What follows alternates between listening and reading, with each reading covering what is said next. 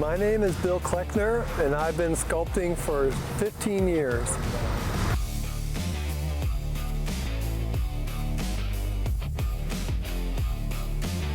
Well, over the years I've kind of gotten picky and more knowledgeable, so I would say that I choose the stone.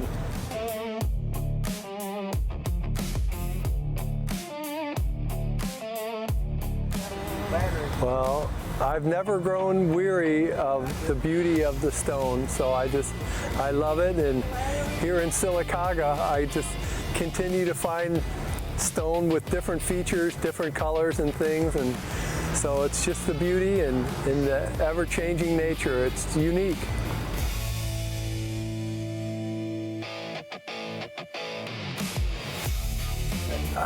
Just the entirety of it, you know, the shape of it, the consistency of it, you know, it's sculptability. So, and I love color, so if it's got color, that's going to get my attention.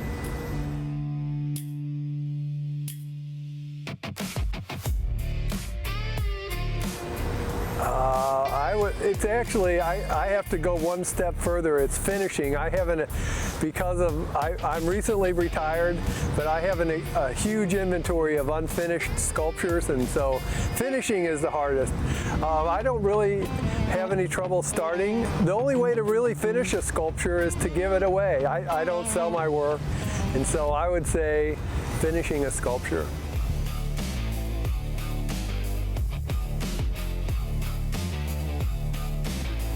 This kicks off my year in sculpting. I'm in the Kansas City area. It gets cold, and I don't do a lot of sculpting in the wintertime. And so if I haven't already started sculpting, the Magic of Marble Festival kicks off my carving season for the year. And so this is such a wonderful place. The people who put it on and the visitors, how close they come right up to your work, and everybody here, you know, from Sylacauga and the surrounds just all seem very friendly and nice and interested, and it's just a wonderful, you know, it's an opportunity for relationships that would never otherwise occur.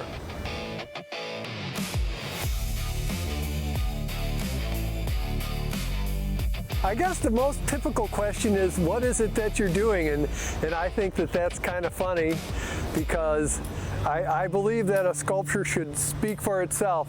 It's interesting to hear backstories behind sculptures, but I really believe that somebody should look at it themselves. And I'll frequently, in fact, I've been doing it this morning, I'll say, well, what do you see in the sculpture?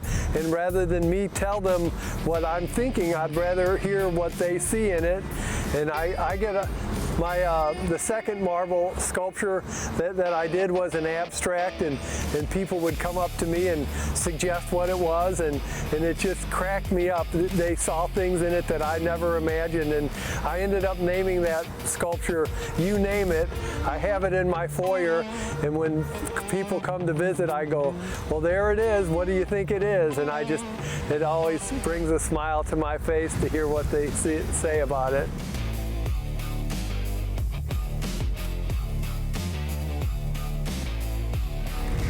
I would say without doubt the conversations influence the work, because what they see in it influences, they'll see things that I don't see, and their reactions to names, like last year I carved a big foot, and I had a working title of it. I was going to do a baby foot, and it was about this big, and my working title was Baby Bigfoot, and then somebody suggested that I title it Put Your Left Foot In, because it was a left foot, and then I started telling people that that's what it was, and it was just remarkable that everybody would at least smile. Some people would do the hokey pokey, and it was just so much fun. After 15 years of sculpting, I got more attention because of that sculpture and because of the name that somebody suggested of any of my other sculptures, many of which are technically superior, but none ever so fun.